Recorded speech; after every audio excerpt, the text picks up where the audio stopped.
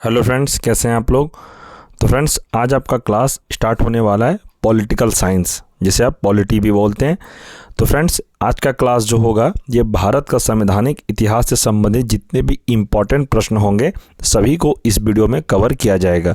और friends, BPSC TRE 4 का आप लोग अगर तैयारी कर रहे हैं तो यह क्लास आप लोगों के लिए काफ़ी इम्पॉर्टेंट होने वाला है। यह क्लास करने के बाद मैं आपको यकीन दिलाता हूँ कि भारत का संवैधानिक विकास इतिहास से संबंधित जितने भी एग्जाम में प्रश्न पूछे जाएंगे आपको इसी क्लास से देखने को मिलेगा। भारत का संवैधानिक इतिहास जो चैप्टर है फ्रेंड्स, ये पहला चैप्टर है हमारा, और हम लोग डेली एक एक चैप्टर को कंप्लीट करेंगे। और फ्रेंड्स, आप किसी भी एग्ज़ाम का तैयारी कर रहे हैं, अगर आप रेलवे का भी तैयारी कर रहे हैं, कोई भी कॉम्पिटिटिव एग्ज़ाम का, तो आपके लिए भी यह क्लास इम्पॉर्टेंट है। और फ्रेंड्स, बीपीएससी टीआरई 4 में आपको पता होना चाहिए कि पॉलिटिकल साइंस से 8 से 10 प्रश्न एग्ज़ाम में देखने को मिलता है। खासकर प्राइमरी में भी ज़्यादा वेटेज रहता है। और जिस किसी का पॉलिटिकल साइंस ऑनर्स पेपर है, जैसे 9th 10th 11th 12th, तो आप लोगों के लिए भी यह क्लास काफ़ी इंपॉर्टेंट है, क्योंकि जिसका ऑनर्स रहेगा उनको सबसे ज़्यादा प्रश्न पॉलिटिकल साइंस से ही देखने को मिलेगा। तो फ्रेंड्स, आप लोग वीडियो के अंत तक अवश्य रहें और यह क्लास आप लोग बिल्कुल भी स्किप ना करें। अगर आप लोग स्किप करते हैं तो आपका बहुत सारे हो सकता है कि इंपॉर्टेंट प्रश्न छूट जाए। तो फ्रेंड्स, इसी तरह हम लोग डेली एक चैप्टर को कंप्लीट करेंगे।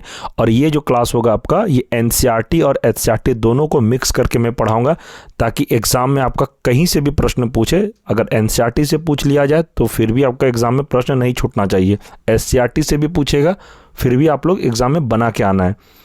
तो फ्रेंड्स, जितने भी मैं प्रश्न करवाऊंगा सभी टॉप प्रश्न होंगे, तो आप लोग वीडियो के अंत तक अवश्य बने रहें। अगर चैनल पे कोई नए हैं, चैनल को सब्सक्राइब कर दें और वीडियो को लाइक अवश्य कर दें। तो चलिए शुरू करते हैं। पहला प्रश्न है, रेगुलेटिंग एक्ट कब पारित किया गया।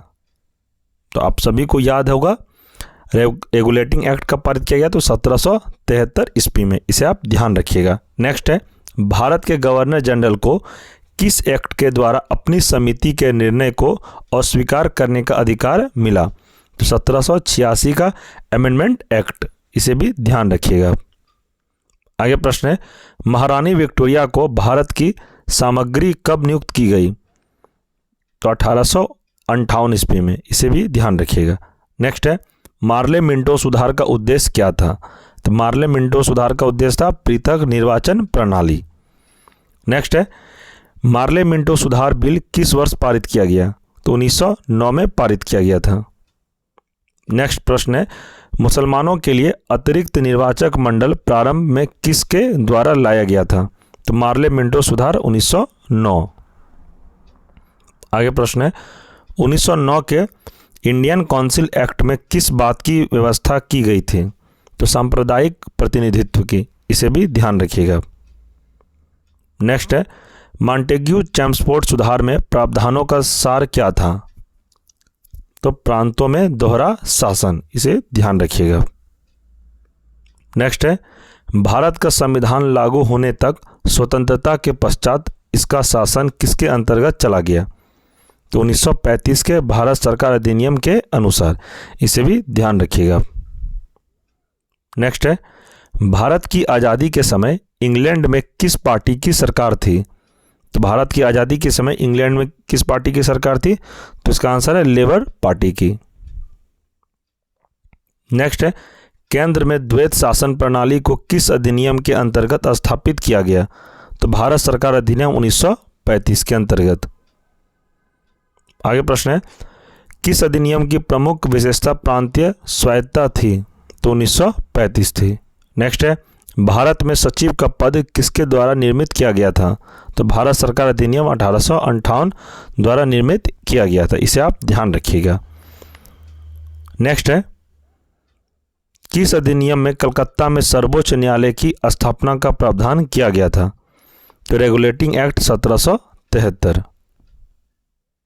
आगे प्रश्न है, किस अधिनियम में भारतवासियों को अपने देश के प्रशासन में कुछ हिस्सा लेना संभव बनाया।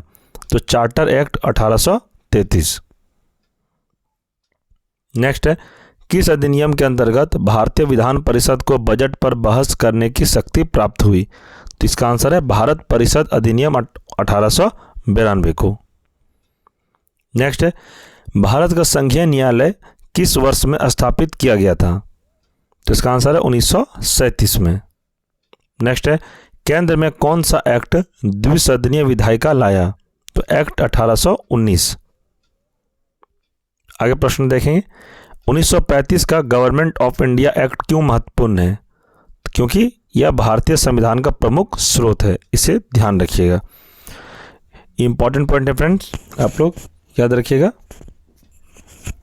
भारत का वर्तमान संवैधानिक ढांचा बहुत कुछ 1935 के अधिनियम पर आधारित है। तो फ्रेंड्स, यह चैप्टर हमारा कंप्लीट हो गया। कल के क्लास में हम लोग पढ़ेंगे संविधान सभा। संविधान सभा से जितने भी इंपॉर्टेंट प्रश्न होंगे हम लोग कल के क्लास में कंप्लीट करेंगे।